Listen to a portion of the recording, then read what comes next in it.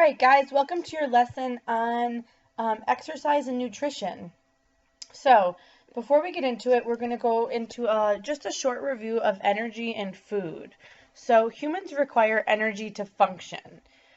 We've already discussed that the energy cells needs comes from food, okay?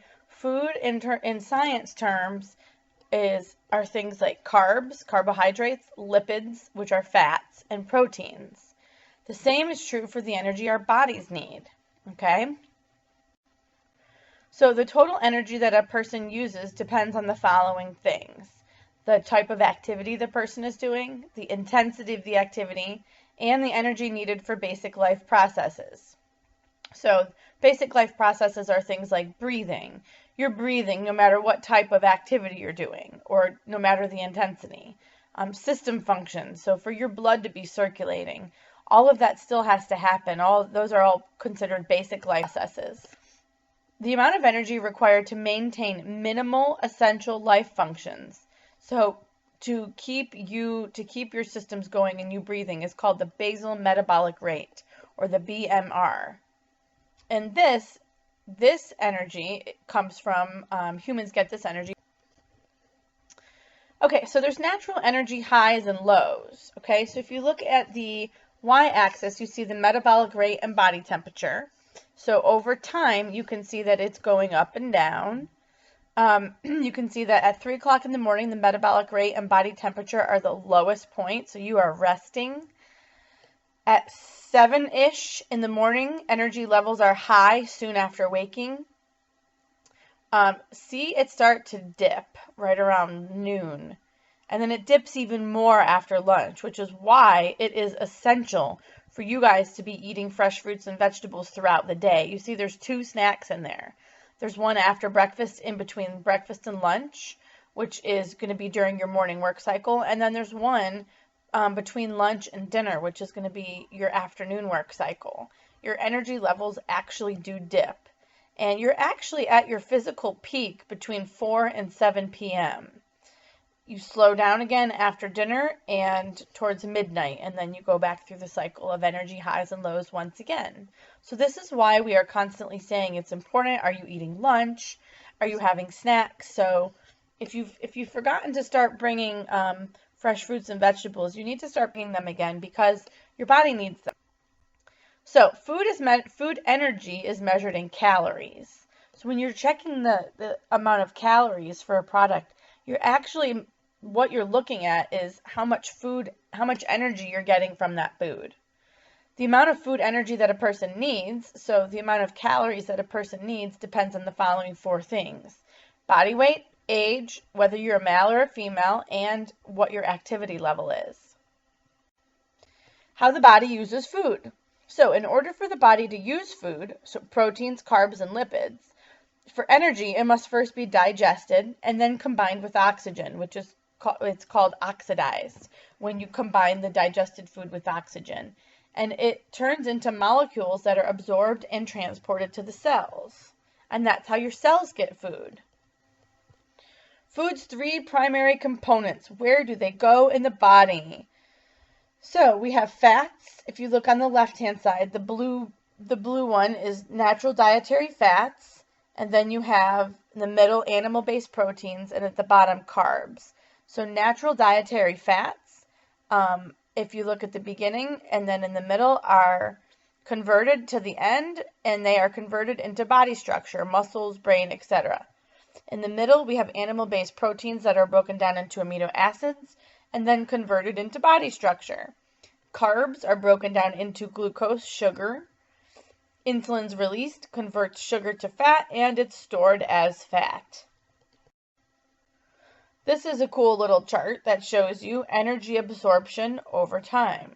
So when you eat carbs, the energy is absorbed really quickly. Protein takes a little longer, and fats take the longest. How the body uses food. Metabolism is the set of chemical reactions involved in storing and converting food molecules, which are the proteins, carbs, and lipids, into energy. So if you ever heard a person say, "Oh, I have a high metabolism," that means what they're actually saying is that the chemical reactions in their body happen very, very quickly and convert food molecules into energy. Whereas a person who says, I have low metabolism, theirs is converted really slow. This is a really kind of busy chart that shows you the summary of metabolism. And looking at the colors, at the top you have proteins, which turn into amino acids, carbohydrates, which is glucose, fructose, which are different types of sugars, and then fats and lipids, fatty acids, glycerol. So I'm not going to go over the three of those, but what they all three do, because this is really crazy detailed and uses lots of words that we're not going into and that we're not going to even study. You probably would in a high school level anatomy class get into metabolism this deeply. But what I want you to notice is at the very bottom, the ATP. So that all of these are intense chemical reactions happening with each of the colors, and that at the end, we are having each of these things are turned into ATP, which is energy. And this is the breakdown of food. This is what happens in digestion. So 3 factors contribute to the overall metabolic rate of the body. That means how fast these chemical reactions happen. So your basal metabolic rate accounts for about 60% of it. What is your body like when it's resting? Your daily physical activities, about 30%. So are you active or not? And digestion and oxidation of food account for the last 10%. Okay, so here we have 2 cool pie charts showing you the difference in a sedentary person, so somebody who is not active, and somebody who is physically active. So somebody who is not active, if you look at the blue part, 75%, that's how much energy they spend just resting, compared to 60% in somebody who is active. The 17%, the orange part, and the sedentary person, the person who's inactive spends only 17% of their energy on physical activity, and the person who is active, 32%. Notice they both spend 8% of their energy on digestion. Even though the person on the left is inactive, they spend the same amount of energy digesting. Okay, so how the body uses food. To burn food for the release of energy, oxygen must be supplied to cells and carbon dioxide removed. The heart-lung system moves oxygen-rich blood to organs, tissues, and cells. And then we have photosynthesis and cellular respiration. So energy balance within the body. Energy in equals energy out. So calories in equal calories out. If you consume more calories than the body uses, then the excess is stored and weight is gained. Weight loss occurs when fewer calories are taken in than the body needs. Weight maintenance. Okay, so we have food intake and energy expenditure.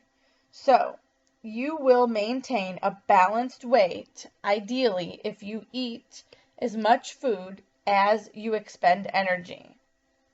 Okay, so if you expend more energy, you will ideally lose weight. If you eat more, then you're most likely going to gain weight. Okay, this is a little line graph showing you daily energy use. So we have just from morning to night looking along the x-axis. Mid-morning or morning to afternoon, you have constant energy use throughout the day. Goes up and down a little bit, but it doesn't spike until training in the late afternoon. Energy use during a workout is so much greater than energy use at any other time of the day. You expend so much more energy, which is why you burn calories. Which is why when you are just walking around school, or if you've walked a lot, if you're not really expending energy when you're walking, then you're not really burning like you would if you were actually working out. So energy balance in adolescence. More food energy is needed because metabolism and physical activity are higher. Not enough food energy results in the following issues: cellular, metabolic growth issues, body weight, growth, tissue formation, and other health issues. This if you don't eat enough food in adolescence, because your metabolism